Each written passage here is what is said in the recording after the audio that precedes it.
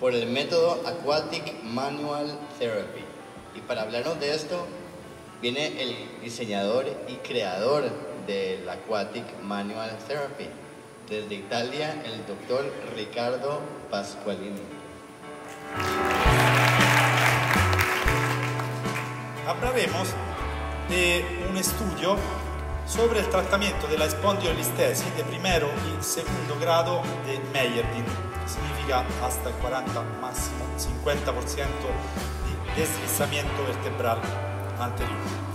Y hemos tratado los pacientes con un método, más que un método específico, es un sistema de diagnóstico.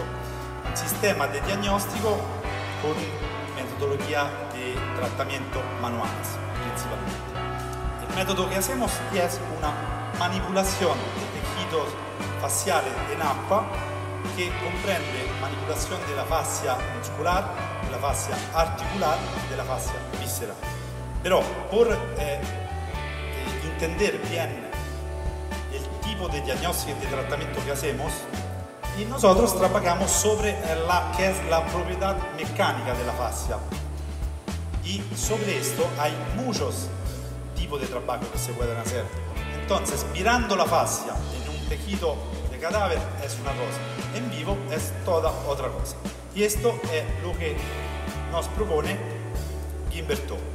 Una mirada de la fascia viva, una sustancia fibrosa que parece como gelatina y que además, lo primero, él descubrí que es formada desde microvacúolos.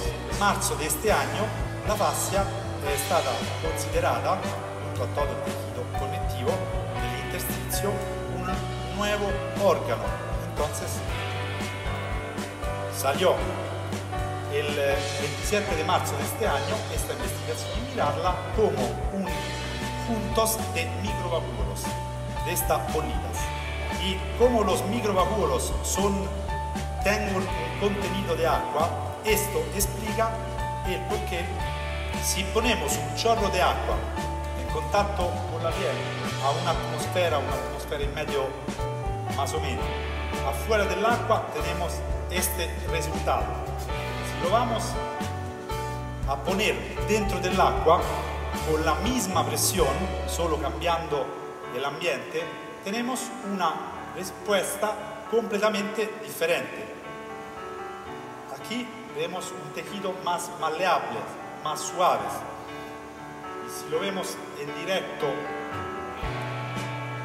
en paralelo, la diferencia, siempre con la misma presión, esto es lo que pasa. Entonces, imaginamos lo que podemos hacer haciendo una manualidad en este tejido y cómo podemos hacerla de manera más suave. Porque el problema de muchas técnicas manuales sobre la fascia es que son poco tolerables si vamos a trabajar en la fascia en profundidad. Entonces, en agua podemos ir en más profundidad sin empujar demasiado. Y el sistema de tensibilidad es el sistema que representa nuestro cuerpo.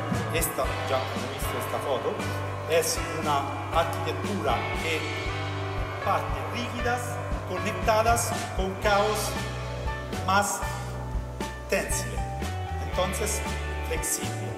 Esto permite de tener una estructura que es más ligera, seguramente, y más resistente a todas las perturbaciones que pueden venir desde el externo.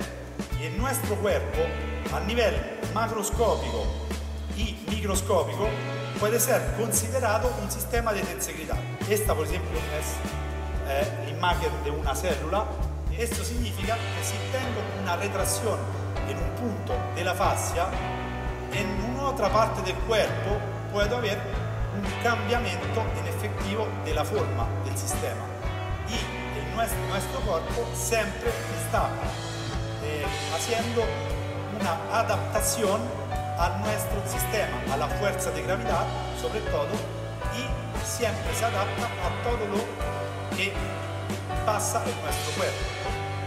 Por ejemplo, en un tejido cicatricial tenemos un endurecimiento del sistema facial.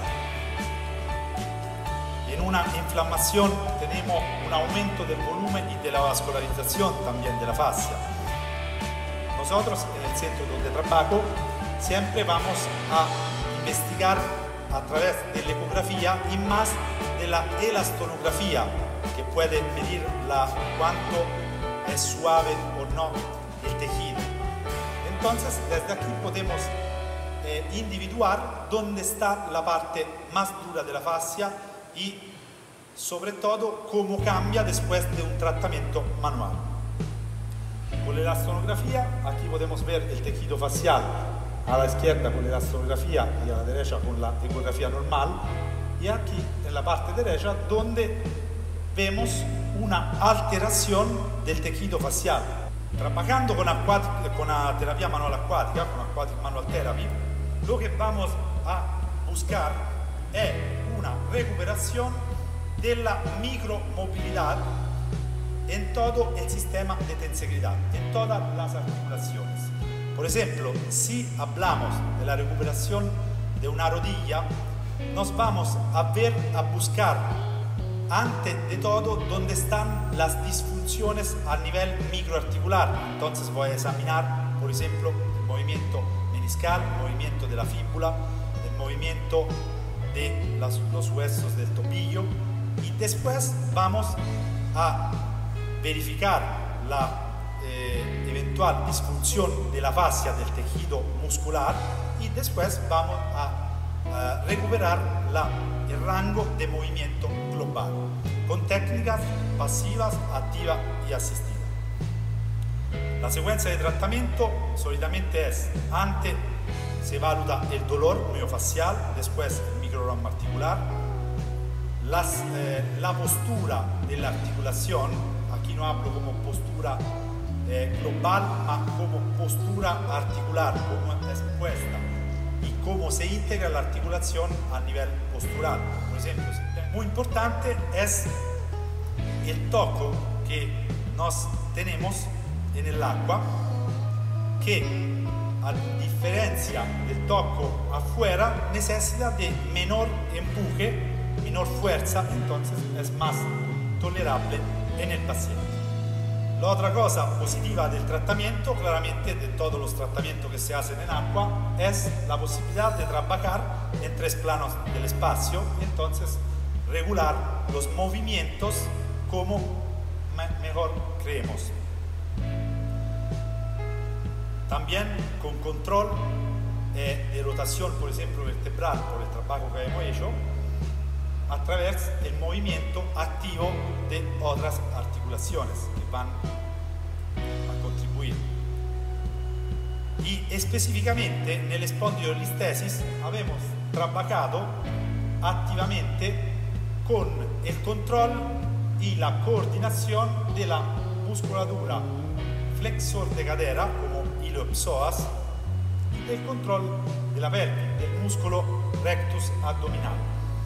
En este movimiento activo vemos como en la normalidad los primeros grados de movimiento se hacen con la columna rectilínea y el movimiento que se hace hasta el alongamiento y la extensión total se hace haciendo una hiperlordosis, un movimiento de lordosis.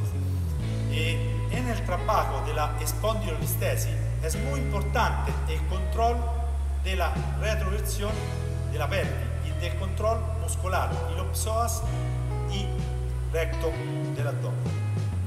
Entonces, el deslizamiento muchas veces se hace porque el paciente no está acostumbrado bien a trabajar con la musculatura, con control muscular de abdominal, iliopsoas y otros músculos claramente de control de la pelvis, y entonces no coordinando bien la contracción va a deslizar, a hacer una fuerza de corte anteriormente. Entonces al paciente, sobre todo a los primeros grados, se puede hacer aprender un trabajo muscular, y en agua se hace maravillosamente, haciendo un control de este deslizamiento y mejorando los resultados finales. Rápidamente vi ilustro cómo ha estado el estudio. Hemos examinado 63 pacientes de primero y segundo grado con 3 meses de dolor recurrente sin ningún signo de abatimiento.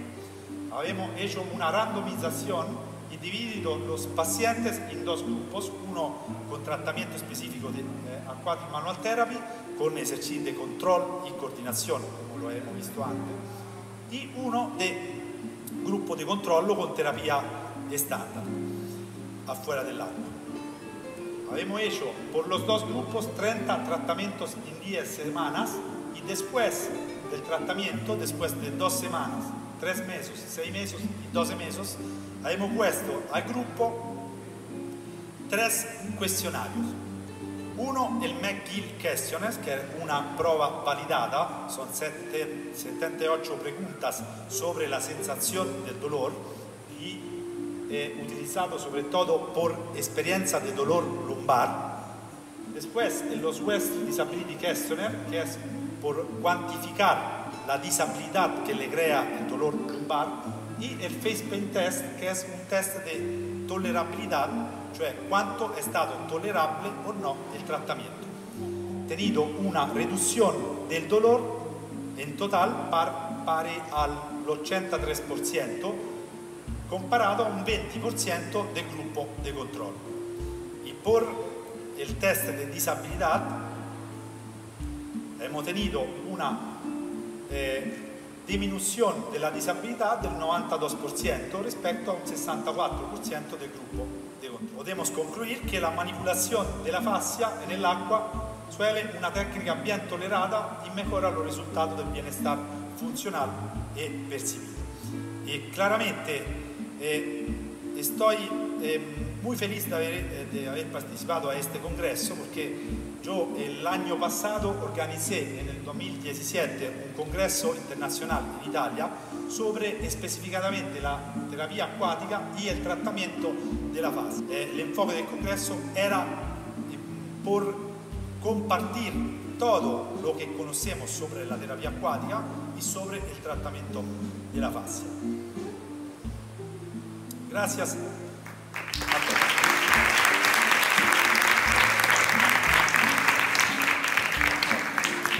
En español no es así fácil. Entonces. Muchísimas gracias. Abrimos el micrófono para alguna consulta.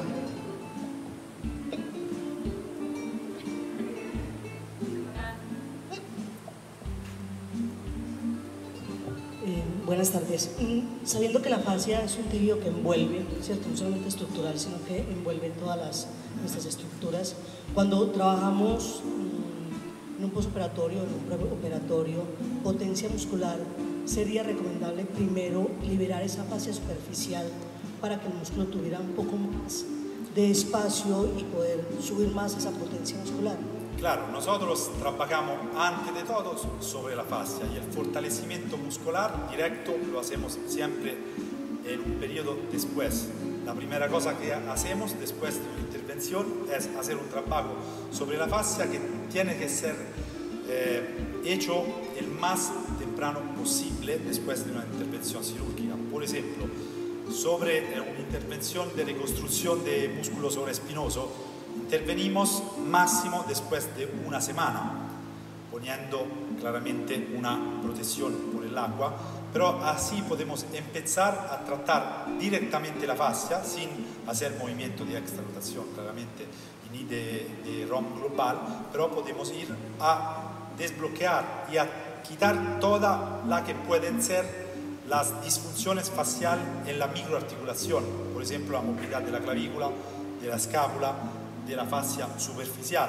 Y esto es muy útil porque los daños mayores, después sobre todo de intervención quirúrgica, no sean por la intervención quirúrgica misma, mas sean por el tiempo que después de la intervención el paciente está parado.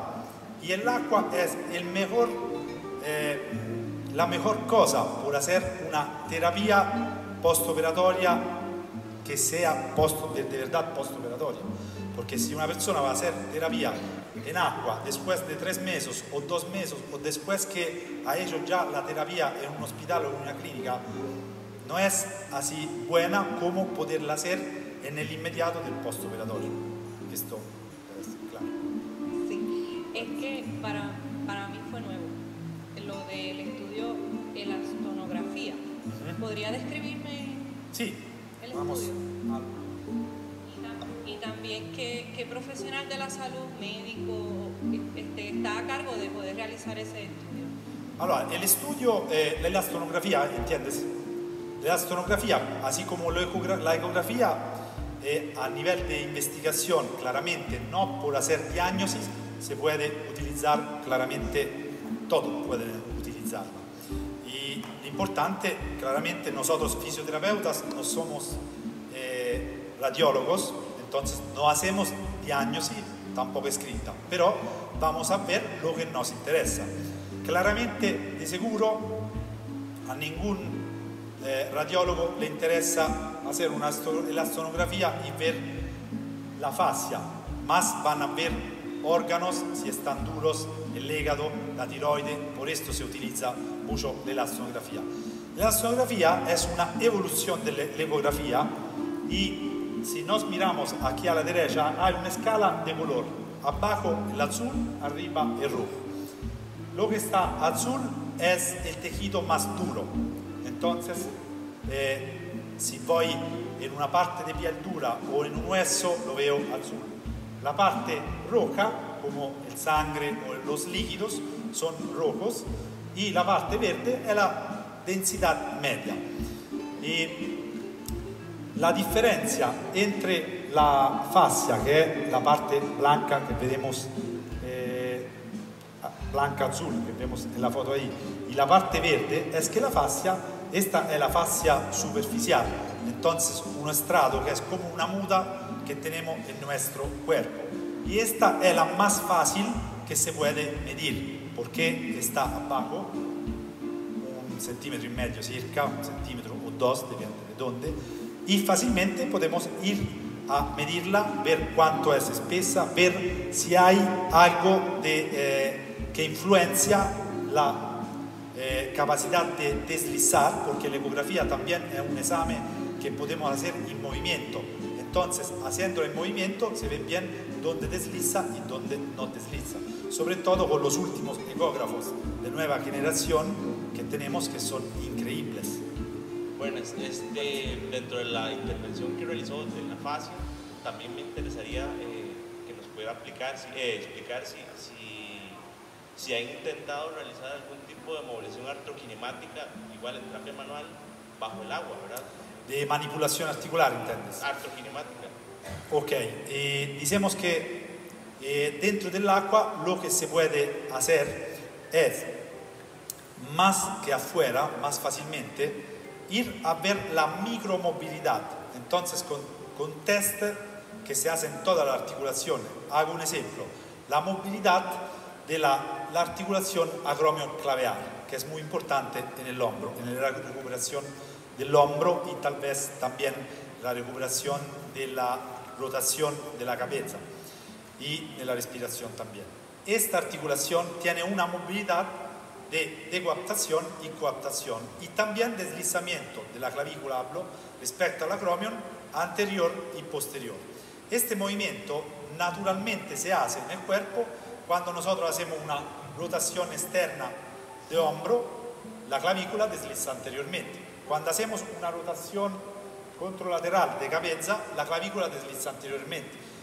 Cuando hacemos una inspiración profunda, la clavícula siempre va anteriormente. Entonces, la primera cosa que hacemos cuando vamos a utilizar esta técnica por recuperación de hombro, vamos a hacer test dentro del agua utilizando estos parámetros de rotación de cabeza, respiración y rotación de hombro y medimos cuánto grado de deslizamiento hay respecto a la otra parte, claramente, porque no somos todos igual y todos no tenemos el mismo deslizamiento. Entonces siempre tenemos que hacer un examen comparativo entre derecha y izquierda. Y esto es el primer paso. Después, si no hay deslizamiento, lo que habemos hecho son técnicas por aumentar este deslizamiento y normalizar la articulación. ¿Cómo hacemos por esto? Lo hacemos por todas las otras articulaciones. Por ejemplo, si hablamos de una esguince de tobillo, vamos a trabajar mucho sobre el cuboide, el escafoide, la rotación que tiene, el la fíbula lateralmente. Y andando por primero a examinar esto y después a trabajar globalmente, la mejoría es de verdad muy rápida y muy eficaz. Después de esto, claramente se puede trabajar con todas las técnicas desarrolladas también hasta ahora, que están padrísimas por la recuperación. Ricardo Pasqualini, muchas gracias. Un fuerte aplauso.